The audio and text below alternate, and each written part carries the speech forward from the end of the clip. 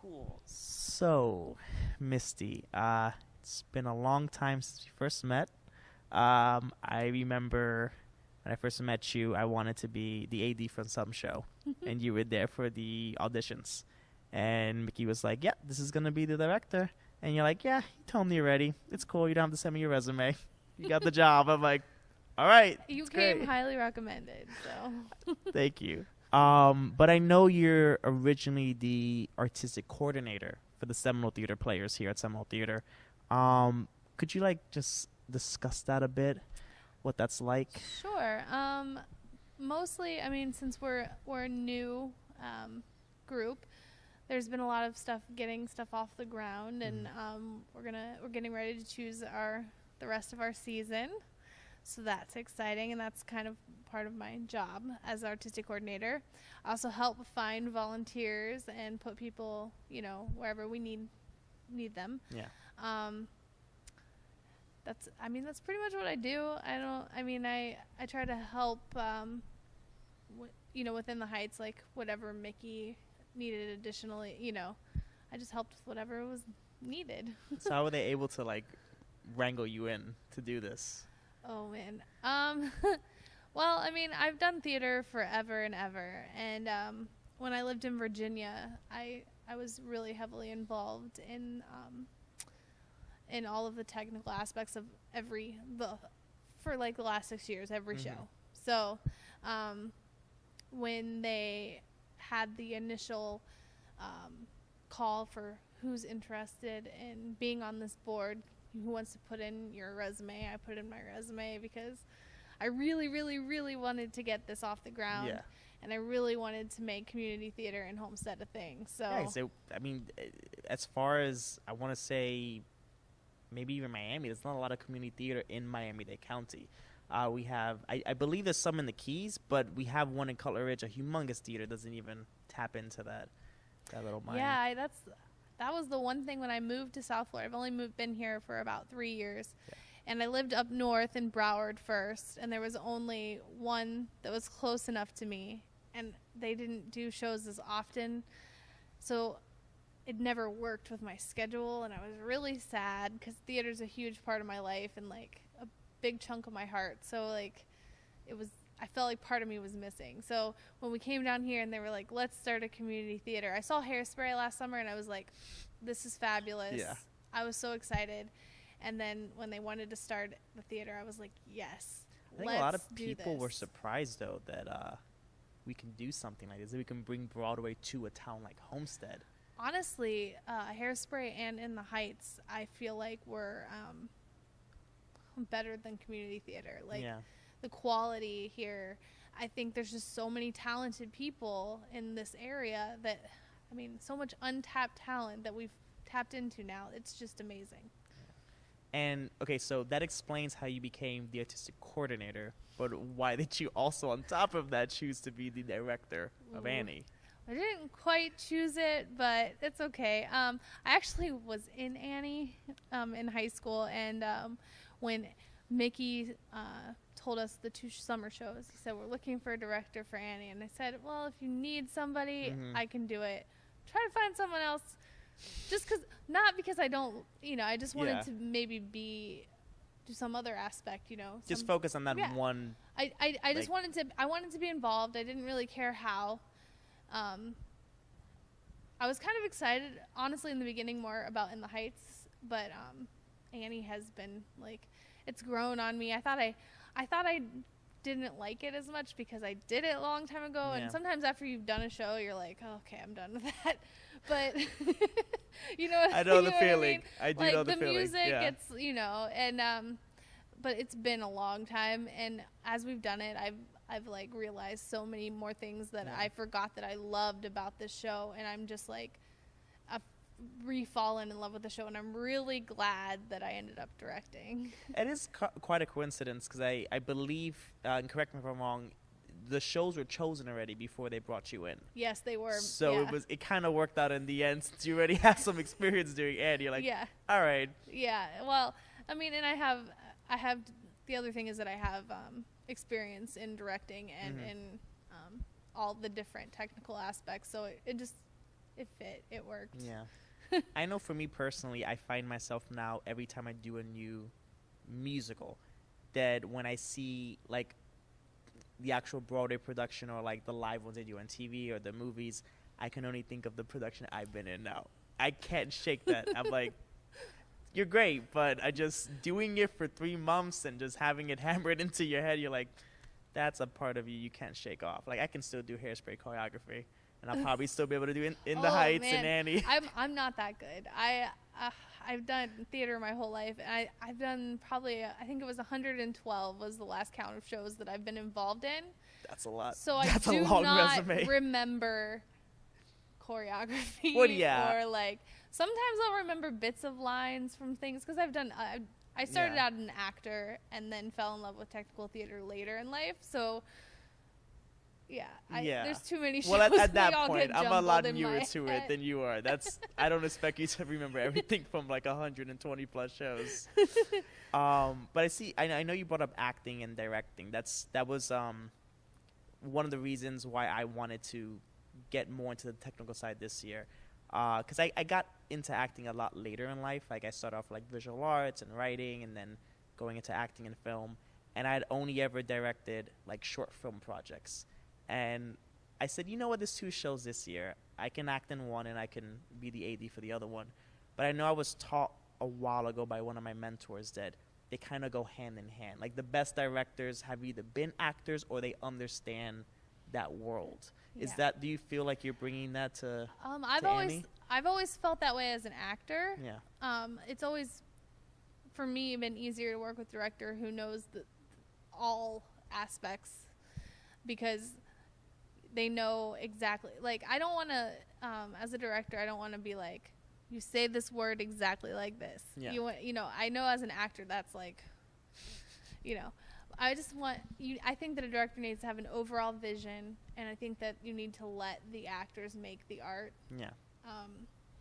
And I've tried to, with my blocking, with all that, I've tried to create a structure, but also create freedom for people to, you know, to show us what they have, their talent, and not, you know, not as stiff. I think if it turns into much of like a robotic performance if a director micro directs every little I'm tiny sure thing. you've had directors like that. Oh, yes. Yeah. They come in with every last word blocked and directed, and they're like, just do it this way, don't change it at all. Yeah. Or then you do their blocking, and they're like, I didn't block that. Yeah. It doesn't look good. I'm like, oh, okay. So how do you, because I'm still learning how to do that. This is my first time that I'm performing in a show, but also working behind the scenes. So that's been a bit of a challenge to me personally, just knowing when to leave what hat off.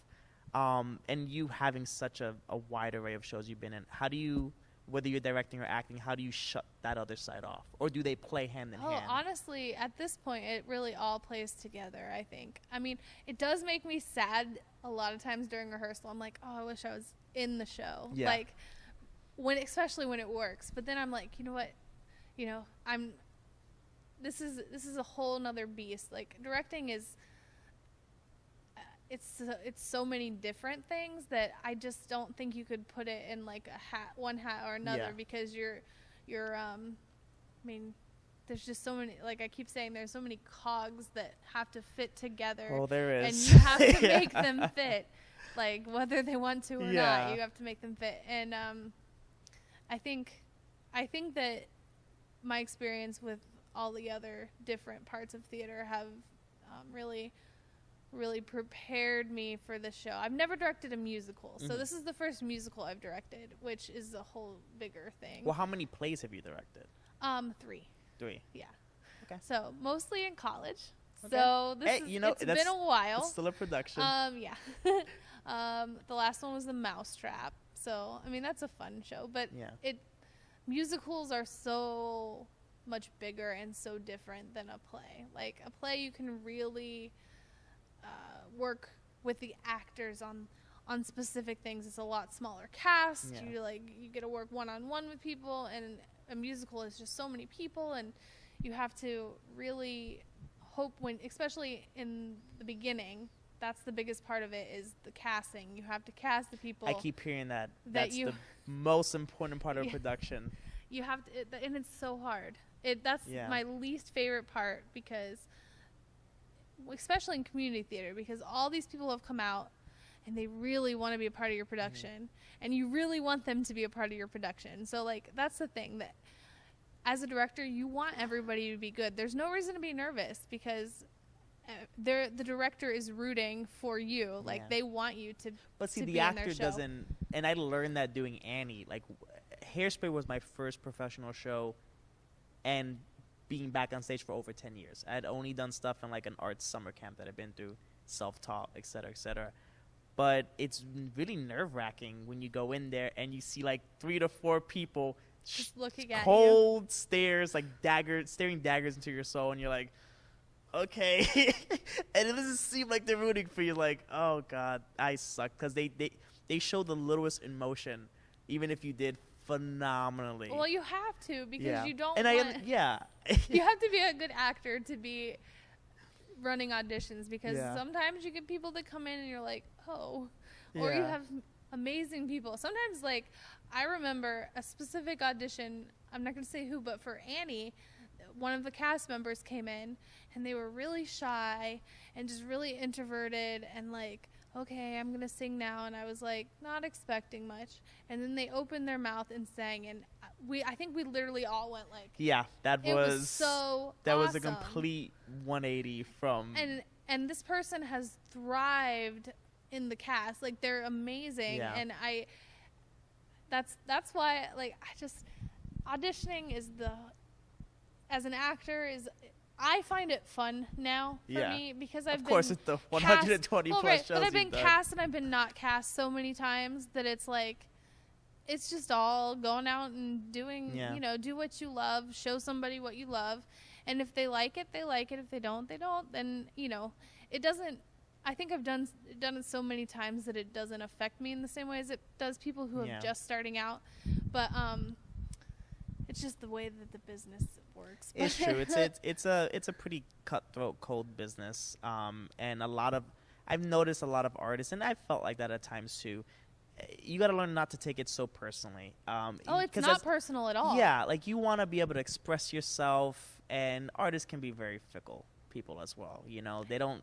A lot of them take rejection very well. But you might be an amazing singer, an amazing actor, and you might want a specific part, and you might be great, but you might just not be exact, like, what the they're looking vision for, that the direction that that the director is going. And that's the hard part to tell people. Like, you did not do badly. Like, you had a great audition. It's just, I wanted to go a different direction. It's not how I saw so it's really hard. Like, I actually had an email. I had a couple of emails from parents after, because we had over 100 little girls audition for Annie, and parent asking me, like, what did my child do wrong? Like, it was a positive email, and they weren't cast, and I was like, no, your child was great. There was just 100 little girls, and I had to think about height.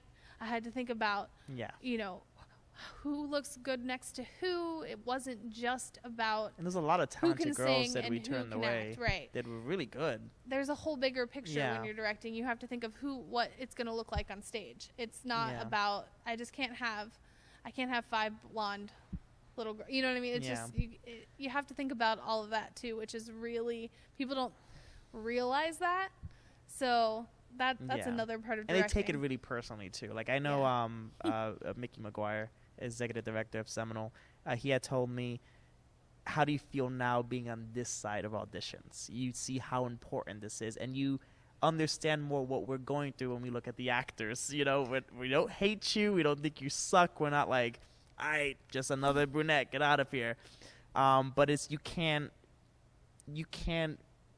look like you're being more favorable with an actor or another actor. And I honestly was more nervous for auditions as a director than I've ever been as an actor. Yeah. Just because you don't know who's going to come, and you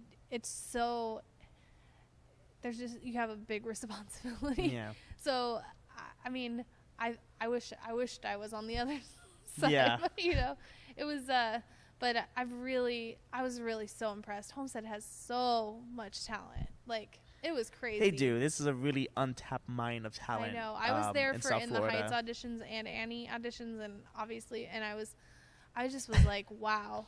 I mean, we even said it. We're like, we did overcast, but we couldn't pick. There were so many talented people. Because traditionally, that ensemble's like around 10. You have like, I believe it's 4 guys and like 5 girls, somewhere around there, 9 or 10.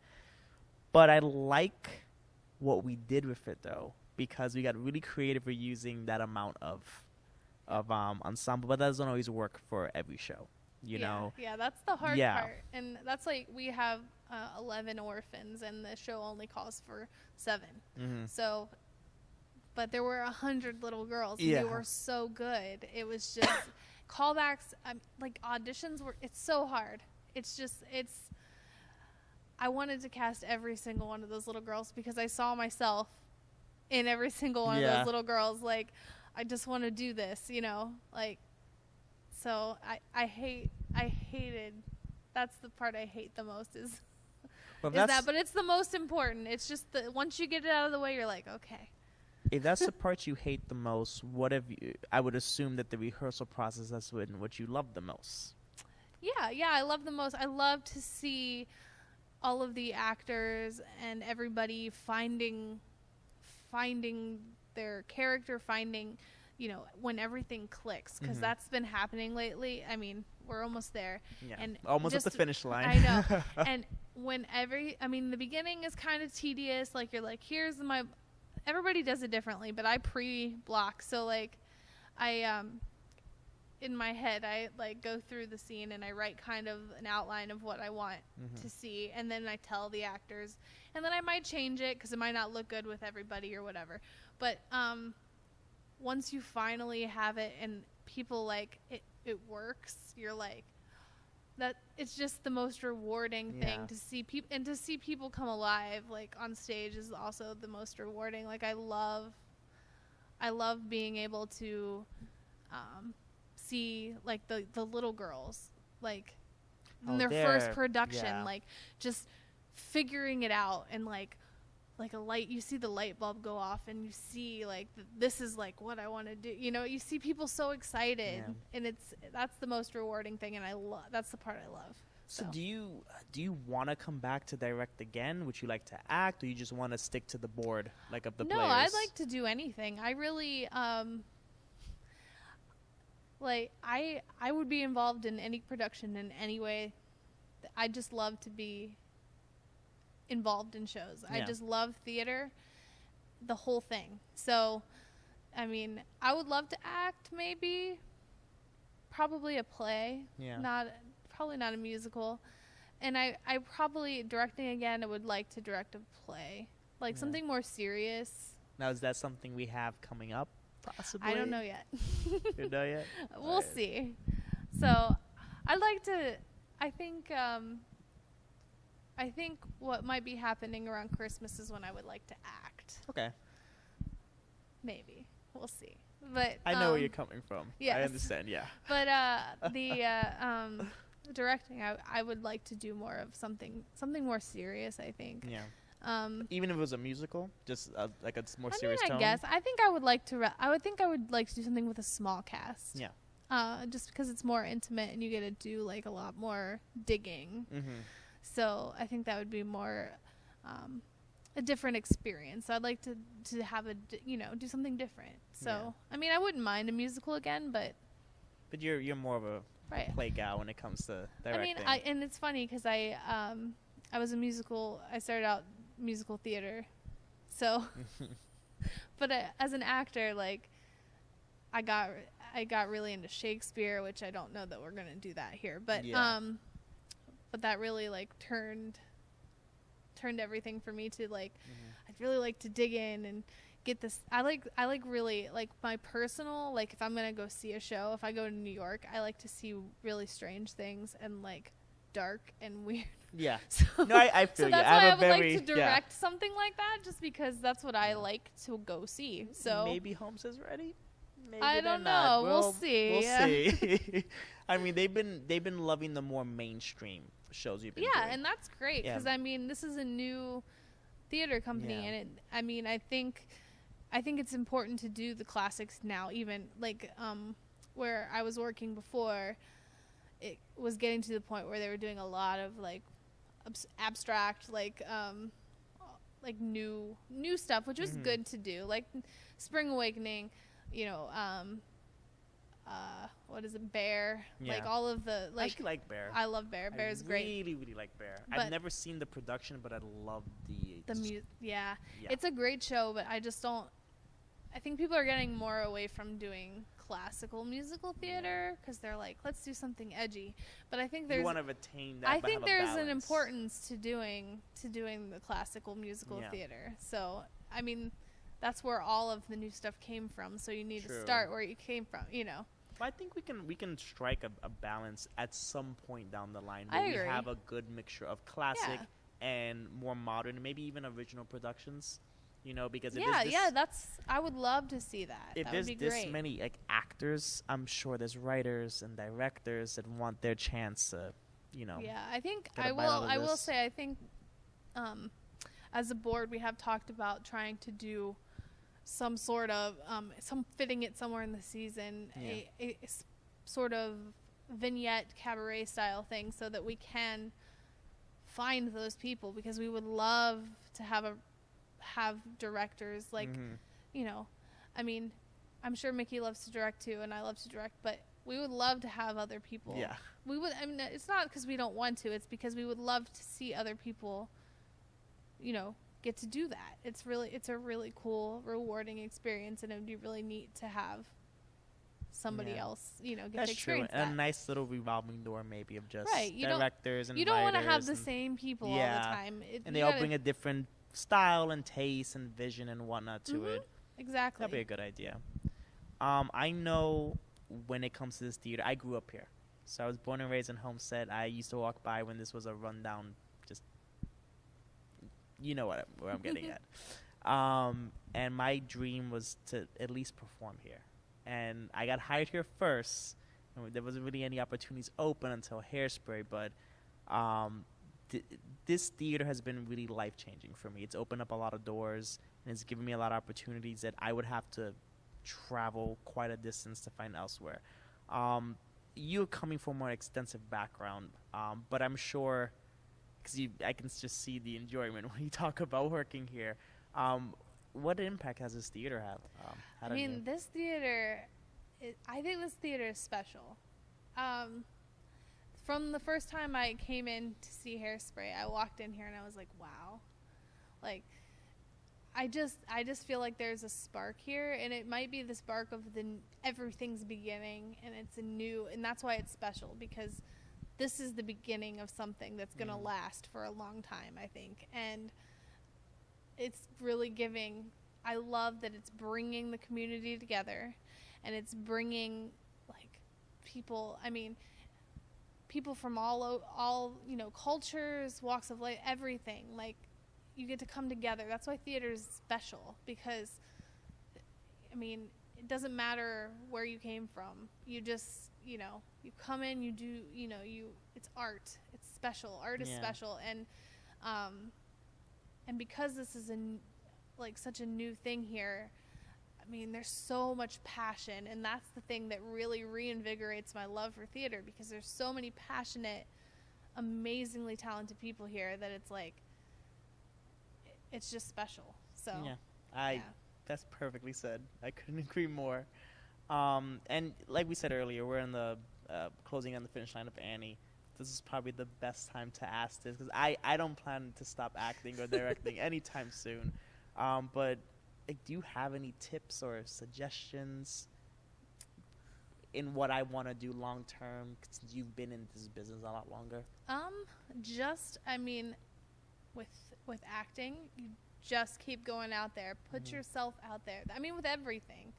If you're fearless and you just put yourself out there, you're going to get the rewards. Like, that's theater in a nutshell. You have to just be willing to just put yourself out there and do the work, and whatever needs done, you do it. And honestly, like, try, if you're an actor, try technical theater. Yeah. Try, if you're a technician, do something small on stage. I think that the best advice I have is that if you're involved in theater, like, I think that you need to appreciate all of it. Like, that will help you grow in whichever like section of theater that you really want to end up going into. Because like as an actor, I never realized all the work, the extra that goes into all the different, aspects, and lighting is like, it's all so important, and you don't realize that when you're in your one little niche. So I think that my biggest advice is to try all the aspects of theater and learn everything you can, because I mean, I think as long as you're learning, then you're growing, and you'll grow as a person and as an actor or a technician or whatever you want to do. Well, thank you for that. I really appreciate it. And I've enjoyed shadowing you. I've learned so much over just the course of 2 months. That's it. That's my opinion. Well, thank you. I have. But with the show opening on July 27th, we have a lot more work to do. So as much as I love this conversation, while we get back to... we have rehearsal. Yeah. Let's go back and let's finish up what we started. Okay. Well, thank you very much. You're welcome.